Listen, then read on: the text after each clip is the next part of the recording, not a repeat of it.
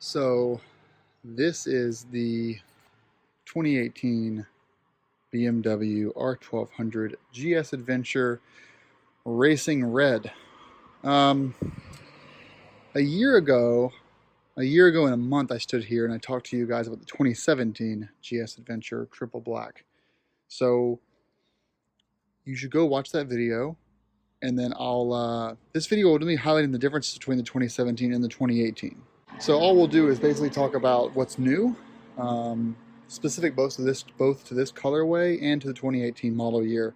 And then a step further, the bits about the TFT connected system will be another video, because I wanted to show that and the pairing process with your phone and your helmet, and then how the whole system works together to get you to your destination, play back music, and show you your live data from your bike in real time. So let's get started. All right, hopefully that stays still. So let's go through the racing red differences first in the triple black that I had last year. So for starters, the triple black frame, the rear subframe and the main motor frame is a gray, anthracite gray color. In the racing red edition, the rear subframe is black and the motor frame is silver. So now you have these two contrasting colors here. The motor itself and the cylinder head's the same color as triple black, where you have a gray cylinder head and a black motor. So those are the same as the triple black. If you were to get the rally edition, in your case, the front frame would be blue, the rear I think is black, and in the case triple black, you've got black on, or gray on gray, really. So that's the first thing you'll notice about the racing red edition. You're also missing the frame guards that you would get on the rally blue edition. So in the racing red, you'll notice the tank is this almost a matte silver color, whereas the triple black and the rally blue colorways have the GS is up here, but there's a big embossed sticker here, and the tank itself is actually glossy. It's a glossy tank with a matte sticker on it. This is a completely matte steel tank with the GS embossed there. And you can buy some stickers here to fill in if you want to. For the rally blue and the triple black, everything is black on here and gray. And then of course up top you've got this, it's really a glossy red, whereas previous versions of the GSA were matte red. This is a glossy red. Also in the 2018, you'll see the buttons that were gray on the 2017. They are now black for the 2018 model year. But the button configuration is mostly the same, except you'll see things have changed a little bit. So this is now a menu button, and before, I'm drawing a blank of what this actually was. I think this was the suspension here, and the ABS was here. Yeah, this was the comfort settings of your suspension. Maybe this was the ride height. I can't remember for sure. It's been 4 weeks. But what this menu button does is it controls the TFT system, connected system, and the Nav6. So this allows you to switch between Nav6 and connected, as well as control the connected element of it. And then your Wonder Wheel controls both TFT and connected. And I'll go through that in a separate video, of course. Everything else is the same. You've got your auxiliary lights here, and if you go over on the right side, you have your kill switch, your ride modes, and then your heated grips right there. And the final feature of the 2018 of the 2017 is going to be the auxiliary lights in the GSA have been redesigned. So you've got a much larger, almost edge-to-edge glass up front. It's probably plastic actually.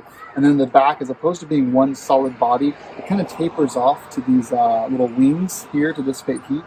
They look cooler, but functionally they're about the same. The actual intensity of them is unchanged. It's just a redesign of the actual body itself versus the original GS. And inside the house, we have the 2018 GSA crash bars, or sorry, luggage rack.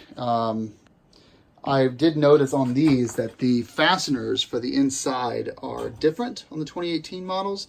And then you've got this reflector here bolted to the side, which is a feature of the USA GS Adventures. It's kind of bolted up to the side there.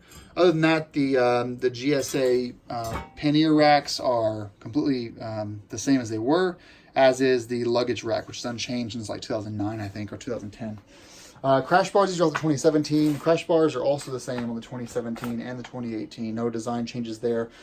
As you guys know, the 2017 had the revised bumpers on the inside, but the bumpers in the 2018 are completely the same. This is the 2017 here. We'll go up to the 2018 now. And here are the 2018 bumpers. So you can see there's no change there between the generations on those. And then one thing I thought was different, which is not true, was that there was a different connection here for the rear racks. There's not actually. This is the same thing that was on the GSA racks from previous years. Those will fit just fine. Possum scraper's the same. Pretty much everything is the same that I've come across so far. Kickstand has a slightly different foot design, but that was the case on the 2017.5s as well, so that's not new to 2018. And winglets are the same color, handguards are the same. You still have your little storage box on top there. This is an aftermarket seat, so don't worry about that too much. Exhaust is the same. We're still in the Euro 4 world of exhausts. So Euro 5 will be coming in 2020, so nothing is changing for that yet. That's pretty much the bike in a nutshell compared to the 2017. My 2017 video was like 30 minutes long, so this is going to be a lot shorter, but I did want to talk about the differences from 17 to 18, not the everything about the bike over again, because I'd be repeating myself from last year's video. The features wise, so you've got a couple things in the 2018 that are just on paper features. You've got hill hold, so when you're on a hill, well, I'll show you. Let's crank this baby up. Let's see if it works in the off position. So, see that feature there? What that's doing is it's holding the rear brake.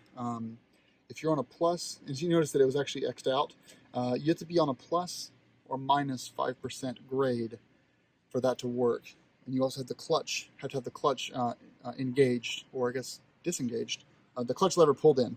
Clutch lever pulled in, plus minus 5% grade, and then hill assist will engage if you hold the really hard. It'll hold 12 seconds, so it gives you time to get started again. In my experience, it actually holds it too long, whereas I actually stalled the engine every time I tried to use it. You have to get a lot more gas when the hill hold is engaged. It's not, it isn't disengaged very quickly as it should. And the final feature of the 2018 GS Adventure is, and GS for that matter, is we no longer set our low, medium, or high. So we got road and dynamic here. But when you hold this down, it's auto leveling suspension. You can do minimum, you can do maximum, or you can do auto. So maximum is what BMW suggests in the manual for off-roading. They say if you're off-roading, go to maximum height. If you want to make it easier to get on the bike, set it to minimum. If you don't want to do anything at all, set it to auto, and as it detects you, luggage, or a passenger, it will adjust preload. But what I've heard from talking to some suspension experts is that the preload settings are not fluid though. It's still low, medium, or high like it was in the last generation. So you're not going to, it won't detect 40 pounds and give you an extra, let's say 0.4 millimeters of lift. It'll detect 40 pounds and do nothing. It'll detect 75 pounds and start lifting to 2-up mode. It'll detect 150 pounds and then go to 2-up plus luggage, and it'll basically just give you 3 different preload settings like the old model does, but without you having to press any buttons. All right, and this here is all going to be a different video, so let's hold off on that for now. So that's it for the 2018 GS Adventure walk around and tour. Is this bike worth upgrading from a 2017? Nah, don't bother.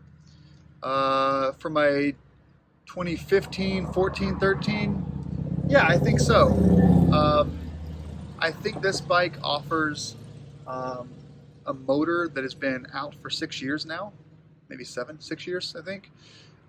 With all of the clutch problems worked out as far as smoothness goes, you've got a very low first gear on the GS Adventure for kind of lugging it along. You also had the auto leveling suspension, various ride modes, hill descent control. Cruise control's been around for a while, but a whole bunch of cool things here to make it worth the upgrade. And Heather's home, so I'm going to stop the video for now, and I'll catch you guys later.